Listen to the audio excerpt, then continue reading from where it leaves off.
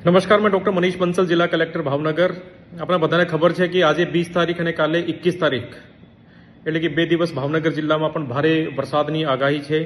તો એટલા માટે કોઈ જલસ્રોત પાસે કે નદી નાળા પાસે કે નહાવા માટે કે આ પ્રકારના કોઈ એક્ટિવિટી કરવા માટે કોઈને જવાનું નહીં। અધરવાઇઝ કોઈ અનનેસેસરી દુર્ઘટના કદાચ બની જશે તો એનું ચોક્કસ સાવચેતી રાખવાનું છે। આમ વરસાદની આગાહી 25 ઓગસ્ટ સુધીની છે, પરંતુ આ 2 દિવસ ભારે વરસાદની આગાહી છે।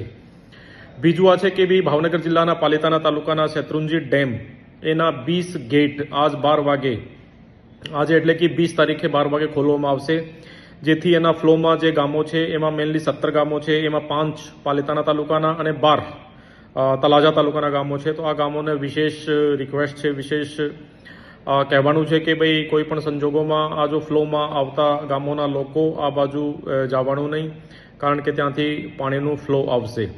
Thank you.